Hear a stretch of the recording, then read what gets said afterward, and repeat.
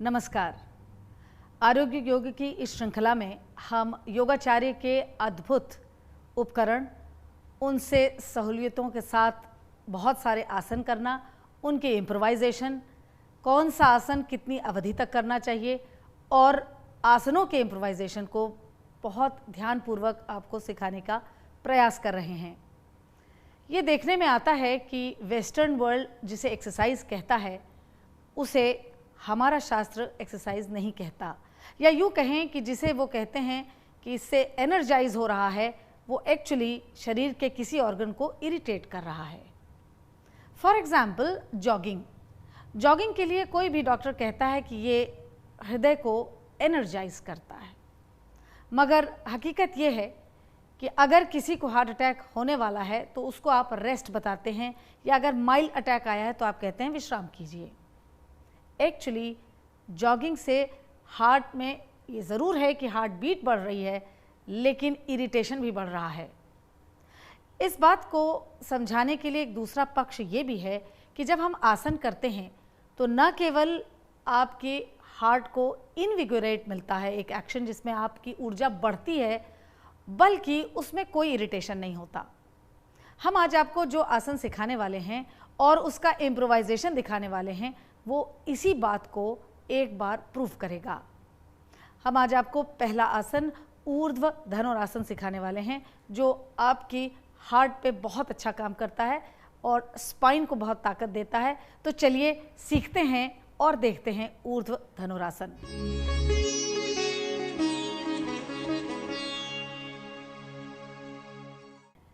ये आसन थोड़ा सा कठिन है क्योंकि इसमें आप अपनी स्पाइन को पीछे की ओर मोड़ते हैं, लेकिन अगर ठीक तरीके से किया जाए और अगर आपको ये मालूम हो कि कहाँ से आपको अपने शरीर को उठाना है, कितना उठाना है और श्वासोच्छ्वास की क्रिया क्या रहेगी, यानी आपके इनहेलेशन एक्सहेलेशन की क्रिया कैसी रहेगी, तो ये पोज आपके लिए बहुत ही कारगर साबित हो सकता है।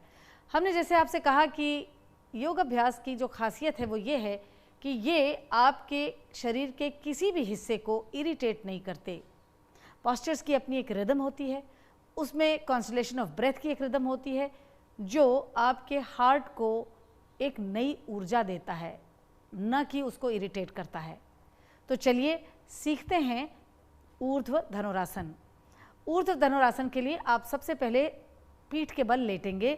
You will lie down on your back और फिर अपने दोनों एंकल्स को पकड़ के उनको इस तरीके से पास लाएंगे कि आपकी हील और आपकी बटक बोन्स बहुत करीब आ जाएंगे। जैसे आपने अपने एंकल्स को पकड़ा है, उसमें आपको दो फायदे हो रहे हैं। एक तो आपको डिस्टेंस पता चल रही है जहाँ से आपको उठना है, और दूसरा आपके कंधे बहुत अच्छी तरीके से रोल बैक कर रहे हैं।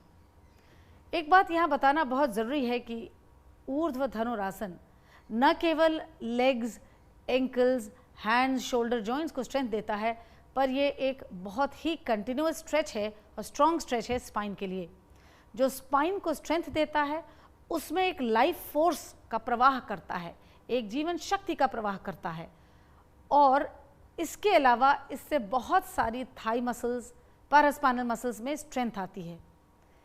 आप जब देखेंगे इस पोस्चर को होते हुए तो आपको ये अंदाज़ होगा कि कितनी खूबसूरती से इसमें चेस्ट हमारी ओपन होती है। जैसे ही चेस्ट ओपन होती है उसमें एक्सटेंशन और एक्सपेंशन दोनों है, जो आपकी हार्ट कैविटी को बहुत खूबसूरती से एक्सटेंड और एक्सपैंड करता है, कतई हार्ट को इरिटेट नहीं करता है। तो अब आप जब अपने को प्रिपेयर कर लेंगे एंकल पकड़ के, तो अपने दोनों हाथों को कंधे के पास ले जाएंगे और हथेली ज़मीन पे पूरी दबाएंगे। You will press your palms on the floor very strongly. आप ध्यान दीजिए, the tip of the fingers are facing towards the heel. तो हाथ आपका आगे पीछे दाएं बाएं नहीं होगा, उसका एक रुख है। ऐसा करने के बाद विथ स्ट्रॉन्ग एक्सहेलेशन आप अपने पैर के पंजों पे जाते हैं और अपने क्राउन ऑफ द हेड को ज़मीन पे रखते हैं। एक बार ये सेटल करके position, you exhale and you extend your spine upward. आप पैर से पीछे चलते हैं, walk in walk in walk in. Hands are perpendicular to the floor, legs are perpendicular to the floor. आप इसमें ध्यान दीजिए कितनी खूबसूरती से चेस्ट, ऑर्गेनिक बॉडी कैसे खुल के उनको एक्सटेंशन एक्सपेंशन मिल रहा है और ब्लड का सप्लाई हो रहा है, कहीं इरिटेशन नहीं है इसमें। You will keep extending and lifting your buttock bone tail bone upward. जब तक आप बटक बोन टेल बोन उठाएंगे आपकी लंबर और सैक्रम स्पाइन में कोई तकलीफ नहीं आएगी। So keep lifting your center of the buttock bone and tailbone higher and higher to make sure that sacrum is not compressed. Then with inhalation breath, you will slowly bring your crown of the head down. आप अपने crown of the head को वापस लाएंगे नीचे और फिर ज़मीन पे आ जाएंगे। इस तरीके से आप बहुत भली प्रकार से, and then you will straighten your legs, बहुत भली प्रकार से आप इस पोज को कर सकते हैं। लेकिन एक बात ध्यान रहे, कोई भी पॉस्चर भी इरिटेटिंग ऑर्गेनिक बॉडी को हो सकता है। ऐसा कब होता है? जब आप उसे गलत करते हैं या आपके शरीर में शक्ति नहीं है और आप उस पर जोर ज़बरदस्ती करते हैं। इससे बचने के लिए योगाचार्य बीके सायंगर ने अद्भुत इम्प्रोवाइजेशन इजाद किए हैं।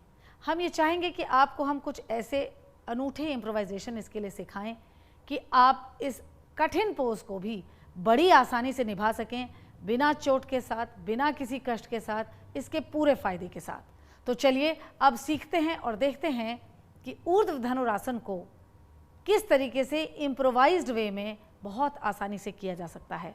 यहाँ एक बात बतानी ज़रूरी है कि इस पोज को होल्ड करने के लिए आपके पास 30 सेकेंड से 1 मिनट तक का समय है। दूसरा ये कि अगर आपकी मेंस्ट्रुएशन साइकिल चालू है तो आप उसमें बैक आर्चेस नहीं करेंगे। ये ऑर्गेनिक बॉडी को स्ट्रेन देता है।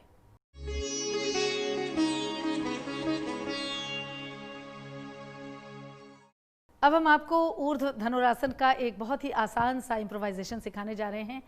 ये आसन मेरे जीवन के लिए एक बहुत ही अद्भुत देन थी। जब मुझे गुरुजी ने बैक आर्चेस सिखाने शुरू किए तो मेरे लिए वो एक इतना डरावना सा लम्हा होता था। 2-3 लोग इनिशियली पकड़ रहे हैं, उठा रहे हैं, और मैं हमेशा सोचती थी कभी ऐसा दिन होगा कि मैं इस पोज को स्वयं कर सकूंगी। कुछ हफ्ते बीते जहां गुरुजी ने थोड़ा बहुत ज्ञान दिया कि उन्होंने ये इम्प्रोवाइजेशन मुझे सिखाया और जीवन बहुत आसान हो गया। अब मुझे किसी की आवश्यकता नहीं थी, मैं स्वयं इसका अभ्यास कर सकती थी। इस पोज से योगाचार्य कहा करते थे कि स्पाइन में लाइफ फोर्स का बहाव होता है।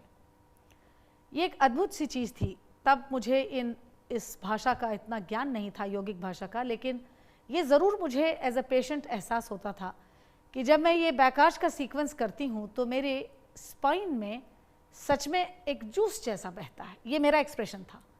ऐसा लगता था जो मेरी डेड स्पाइन कई सालों से बिल्कुल कड़ी और एकदम टेढ़ी पड़ी हुई है, उसमें कुछ एक प्रवाह होता है। और मैं आपको यकीन दिला सकती हूँ कि अगर कोई व्यक्ति इसे ठीक तरीके से पॉस्चर को निभाता है और अभ्यास करता है तो उसके स्वास्थ्य में एक नया अध्याय जुड़ता है। और मैं आपके सामने इसका एक जीता जागता उदाहरण हूँ। तो चलिए इसी आसन को, जो बहुत ही कठिन लगता है, एक आसान तरीके से सीखते हैं। हमने एक इसमें कुर्सी का इस्तेमाल किया है जिसके ऊपर हमने एक स्टिकी मैट रखी है। वो इसलिए रखी है कि आप फिसले नहीं, या अगर कुर्सी का कोना आपको चुभता हो तो वो ना चुभे। आप कुर्सी में बैठेंगे कुर्सी को टिल्ट करके, ताकि आप गिरे नहीं। एक बार बैठने के बाद स्टेबलाइज होंगे और फिर अपनी टांगों को और बटक्स को चेयर के बार की तरफ शिफ्ट करेंगे।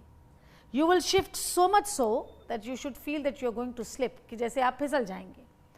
उसके बाद आपने बार्स को पकड़ा है और चिन और चेस्ट ऊपर रखते हुए आप कर्व बैक करेंगे। सवाल इस बात का है कि कर्व बैक कहाँ किया जाए। यही तो खूबसूरती है आयंगर योग की कि वो इतना प्रिसाइज है, इतना साइंटिफिक है। इस कुर्सी का जो एज है वहाँ हमारे मॉडल का डॉर्सल स्पाइन टच करता है। ये बात ज़रूर ध्यान रखिएगा, क्योंकि बैक आर्च में डॉर्सल स्पाइन का एक खास तरीके से dorsal to the sternum movement बहुत ही आवश्यक है। फिर आप बार छोड़ते हैं और दोनों हाथों को अपने फर्श पे रखते हैं, जहां उंगलियों का जो सिरा है वो हील की तरफ है। Your fingers are tip of the fingers are facing towards the heel. फिर एक गहरी सांस छोड़ते हैं, एक्सहेल, और ऊपर उठते हैं। आप जैसे ही ऊपर उठेंगे आपका शरीर आपको गाइड करता है that you will walk in to lift your tail bone, buttock bone maximum. ऐसे ही हाथ में क्रिया होगी, you will walk back with the hands in 90 degree as compare to the floor. आपके हाथ जमीन के साथ 90 डिग्री का कोण बनाएंगे, तो इसलिए आप हाथ से और पैर से चलेंगे। यहाँ पे हमारी मॉडल ने हील उठाई है। If you are stable and you can bring your heel down, very good. नहीं कर सकते हैं तो थोड़े दिन अभ्यास विद द हील्स अप ही करेंगे। Can you raise your heel up? Yes. तो आप एड़ी उठा के भी ये अभ्यास काफ़ी दिनों तक कर सकते हैं। जब स्टेबल हो जाएं तो एड़ी नीचे आ जाएगी। ध्यान देने वाली दो बातें हैं। एक तो आपकी टेल बोन, बटक बोन बिल्कुल उठी होनी चाहिए, स्पेशली लोअर बटक बोन, वो ज़रूर से ज़रूर मैक्सिमम उठाइए। दूसरा, आपकी चेस्ट ठीक से खुलनी चाहिए, यानी डॉर्सल टू द स्टर्नम जो कनेक्ट है वो बहुत स्ट्रांग होना चाहिए। फिर आप सांस लेते हुए इसी कुर्सी पे आ जाएंगे। दो बातें आप याद रखिएगा। कुर्सी के साथ किया हुआ पोज बहुत देर तक रखा जा सकता है। फिर आप इनहेल करके वापस बैठेंगे, चिन एंड चेस्ट अप, और स्पाइन स्ट्रेट रहेगी। इस तरीके से अभ्यास आसानी से बिना किसी चोट लगे किया जा सकता है। वापस उठने के लिए आप फिर से कुर्सी को टिल्ट करेंगे। You will tilt the chair and you will get out of the chair, और आप चेयर से बाहर आ जाएंगे। तो ये था आपका एक बहुत ही अच्छा और आसान तरीका ऊर्ध्व धनुरासन को अभ्यास में लाने का।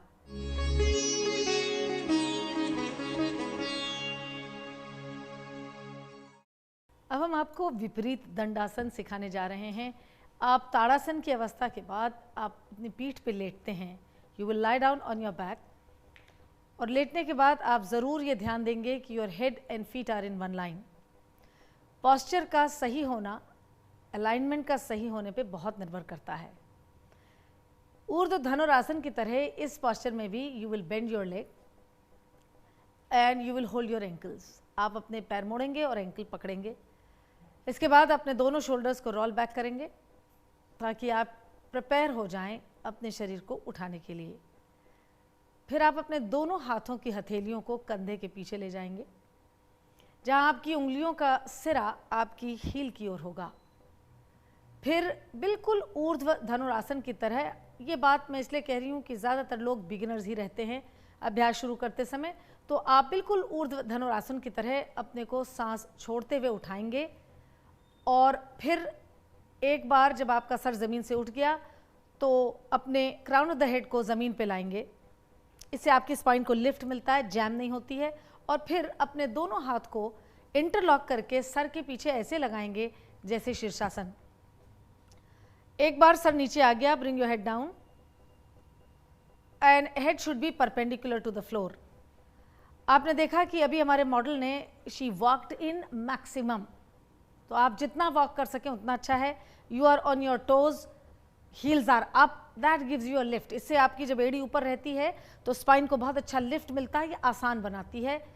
आपकी पेल्विक गर्डल खूब उठेगी, टेल बोन, बटक बोन बहुत अच्छी तरीके से शरीर में जाएंगे, उनको मैक्सिमम उठाइए। ध्यान रहे, be very careful that the elbows are in line with the shoulders, वो उससे बाहर नहीं जाएंगी। अगर आप इसमें स्टेबल हो जाते हैं and you have a capacity तो आप हील नीचे ला सकते हैं, नहीं है तो कोई बात नहीं। If you can't, you can raise your heels up. Observe the outer knee should be in line with the outer hip joint. Knee बाहर मत फैलाइएगा, नहीं तो लोअर स्पाइन गिरने लगती है। और फिर सांस लेते हुए with inhalation you bring your legs down, you release your hands and you lie down flat on your back. आप हाथ छोड़ के पैरों को सीधा करके एक बार पुनः अपनी स्पाइन पर लेटते हैं। ये था विपरीत दंडासन। लेकिन इस पोस्चर के जो इम्प्रोवाइजेशन है मेरी निगाह से वो one of the finest improvisation है योगाचार्य बीके सायंगर के, जो हम आपको ज़रूर सिखाना चाहेंगे। ऐसे कुछ उन्होंने उपकरणों की खोज की जिसके ज़रिए एक ऐसा व्यक्ति जो निराश हो चुका हो कि मैं कभी अपनी स्पाइन को इस एंगल पे मूव कर सकता हूँ, वो भी बड़ी आसानी से कर सकता है और बहुत ज़्यादा उससे फ़ायदे उठा सकता है। मेरा खुद का अनुभव, जैसे मैंने आपसे कहा, इन पोस्चर्स में एक नए चैप्टर की तरह था कि ज़िंदगी में एक नया चैप्टर ऐड हुआ। तो हम चलिए देखते हैं और सीखते हैं कि विपरीत दंडासन और किस तरह से किया जा सकता है कि वो आपके लिए बहुत ग्राह्य हो जाए, सीखने के काबिल हो जाए।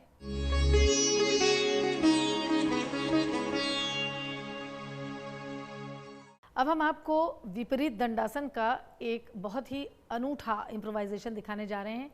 यहाँ जो हमारे पास सामने एक बेंच है, ये एक अभूतपूर्व वैज्ञानिक खोज है योगाचार्य बीके सायंगर की। I feel privilege to talk about it. ये खोज गुरुजी ने एक फ़ोटो स्टूडियो में की थी, जहाँ काम तो फ़ोटो खींचने का हो रहा था, लेकिन जिस ड्रम पे वो फ़ोटो बैठ के खिंचवा रहे थे वहाँ उनको ये एहसास हुआ कि अगर हम इस एंगल को अपने एक बेंच में यूज़ करें तो हमारी स्पाइन के लिए, हमारे हार्ट के लिए ये कितनी अच्छी रहेगी। फ़ोटोशूट तो उन्होंने कैंसिल कर दी और वो उस ड्रम पे लेटे, और लेटने के बाद जो उन्हें अनुभूति हुई उसको उन्होंने ट्रांसलेट किया इस बेंच के फॉर्म में। जैसे मैंने आपसे पहले भी कहा है कि मैं योगाचार्य बीके सायंगर की इन तमाम उपकरणों का और उनके अन्वेषणों का, यानी उनकी खोजों का एक जीता जागता उदाहरण हूँ। ये बेंच उन तमाम लोगों के लिए जो उठा नहीं सकते अपने शरीर को, स्पाइन को बहुत ज़्यादा घुमा नहीं सकते, बिना कुछ किए सिर्फ इस पे लेटने पे वही सब कुछ फ़ायदे हो जाते हैं। इस बेंच का सामने का सिरा चौड़ा वाला है और पीछे का हिस्सा ज़रा नीचा है। इस पे आप आके बैठते हैं और बैठने का तरीका ये रहेगा कि आप पैर मोड़ेंगे और अपनी एड़ी के पीछे के हिस्से को इस बेंच के सामने जो एक छोटा सा लकड़ी का टुकड़ा है उसमें रखेंगे। थोड़ा और अपने पैर की तरफ अपने को खींचेंगे और फिर सीने को उठाते हुए पीछे इस बेंच पे जाके लेटेंगे। एक बार लेटने के बाद अपनी एड़ी को और इसमें आप नीचे की ओर फंसाएंगे और फिर अपनी स्पाइन को और पैरों को सीधा करेंगे। और याद रहे, एड़ी इसी जगह पे फंसी रहेगी, दोनों पैर जुड़े हुए हैं। और फिर आप अपने हाथों को सर के पीछे ले जाएंगे और एल्बोज को होल्ड करेंगे। इस एक इम्प्रोवाइजेशन के तमाम और इम्प्रोवाइजेशन हैं जो समय के अभाव के कारण दिखाना और सिखाना असंभव है, मगर यकीन जानिए कि अगर किसी को हार्ट प्रॉब्लम है तो यही विपरीत दंडासन बेंच एक अलग ढंग से इस्तेमाल होती है। अगर किसी की लोअर बैक प्रॉब्लम है तो अलग ढंग से इस्तेमाल होती है, और ऐसे तमाम अनेक रोग हैं जिनके लिए एक सिंगल बेंच अलग तरीके से इस्तेमाल हो सकती है। इसमें आप इस अवस्था में 1 मिनट से शुरुआत करें, 2 मिनट और 5 मिनट तक ज़रूर लेटें। एक तरफ ये लोअर बैक पे काम करती है, दूसरी तरफ ये अपर स्पाइन पे काम करती है, ये हार्ट प्रॉब्लम पे काम करती है। आप देखिए इसमें हार्ट की जो कैविटी है वो टूवर्ड्स ग्रेविटी है, तो जो ब्लड सर्कुलेशन है वो कितना रिदमिक है। यही मैं आपसे कह रही थी कि एक है कि आप अपने हार्ट को इरिटेट कर दें किसी एक्सरसाइज के जरिए, जैसे रनिंग है, और एक ये है कि आप उसको एक्सपैंड और एक्सटेंड करके एक रिदमिक फ्लो ऑफ ब्लड दें, एक रिदमिक ब्रीदिंग दें, तो कितना उसके लिए वो रिजुविनेटिंग और उसको दोबारा से जीवित करने के लिए कारगर होगा। इस पे इसी तरीके से आप अपने दोनों हाथ के क्रॉस को दोबारा बदल सकते हैं और फिर एक बार इसी पोज को एक्सटेंड करके कर सकते हैं। और जब एक बार आप इस पोज में स्थिर हो जाएं और आप 2 या 3 मिनट या 5 मिनट इसमें रह लें, तो आप धीरे से पैर मोड़ेंगे और अपने को स्लाइड करेंगे सर की ओर। बिल्कुल मत भूलिएगा आप इसमें उठ के नहीं आएंगे, क्योंकि इसमें बैक में कैच आ सकता है। आप सर की ओर ही स्लाइड करेंगे। स्लाइड कर जाने के बाद अपनी दाईं करवट लेंगे और धीमे से उठ जाएंगे। तो ये था विपरीत दंडासन का एक बेहद अद्भुत इम्प्रोवाइजेशन, विपरीत दंडासन बेंच के ऊपर। हमारे पास ऐसे कई इम्प्रोवाइजेशन योगाचार्य बीके सायंगर की अनूठी देन की तरह हैं। हमने जो चुने हैं वो इस तरह से, इस अंदाज से चुने हैं कि उनमें भी ग्रेजुएशन हो। अगर ये अवेलेबल नहीं हो तो दूसरा क्या तरीका है करने का, मगर ये उनका एक प्रयोग दिखाना और आपको समझाना अनिवार्य है कि कैसे यौगिक साइंस 5000 साल से अभी तक कितने अद्भुत रूप से योगाचार्य ने उसको इवॉल्व करने की कोशिश की है। इसके बाद हम आपको दिखाने जा रहे हैं विपरीत दंडासन का एक दूसरा इम्प्रोवाइजेशन जो कुर्सी की सहायता से हो सकता है। तो चलिए सीखते हैं कुर्सी की सहायता से विपरीत दंडासन।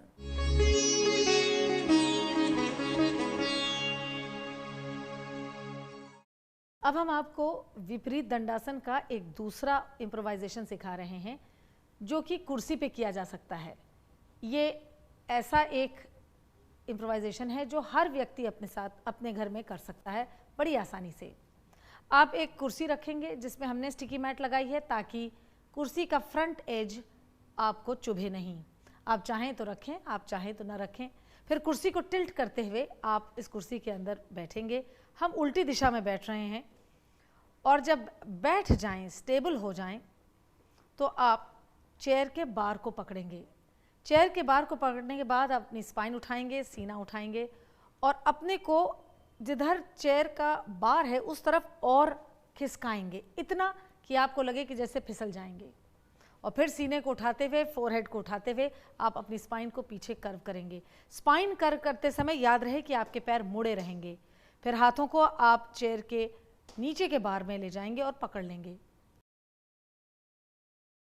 एक बार आपने अपने को अगर चेयर पे कर्व कर लिया, उसके बाद ही आप अपने पैरों को खोलेंगे।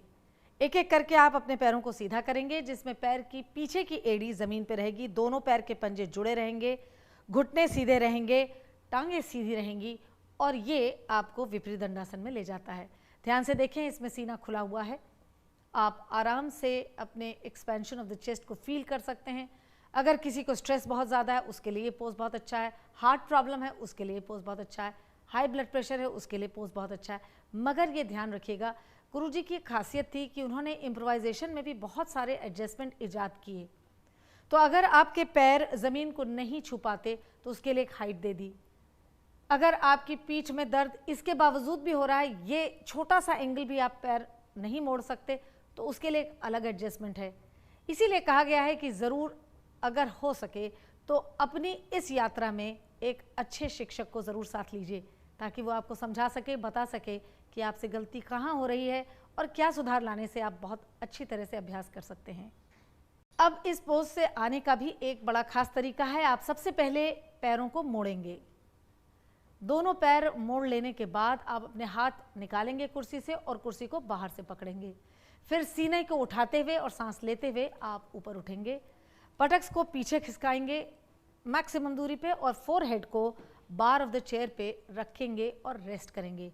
इससे अगर आपका जो ब्लड है वो ब्रेन पे बहुत गशिंग गया हो, बहुत तीव्रता से गया हो, तो इससे स्टेबल हो जाता है। उसके बाद आप सीधे उठ के कुर्सी में ही बैठेंगे और दोनों बार चेयर के पकड़ेंगे।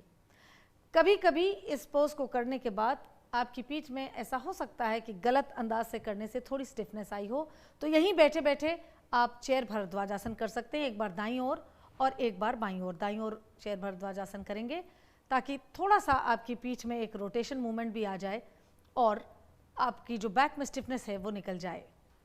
ऐसे ही क्विकली अपने लेफ्ट साइड में भी करेंगे, एक बार दाएं और एक बार बाएं, ताकि आपकी पीठ बिल्कुल स्टिफनेस से बाहर निकल आए।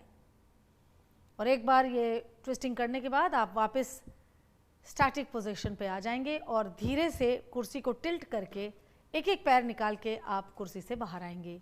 कुर्सी को टिल्ट करना मत भूलिएगा ताकि आप गिरे नहीं। हमें यकीन है कि इस इम्प्रोवाइजेशन से आपको बहुत आसानी होगी अपनी रोज़मर्रा की प्रैक्टिस को करने के लिए।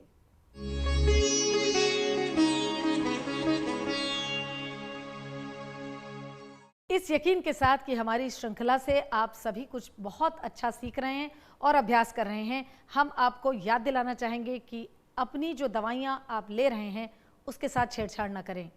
दवाइयों का लेना या छोड़ना केवल और केवल डॉक्टर की निगाह में होना चाहिए। हम आपसे फिर मिलेंगे, तब तक के लिए नमस्कार।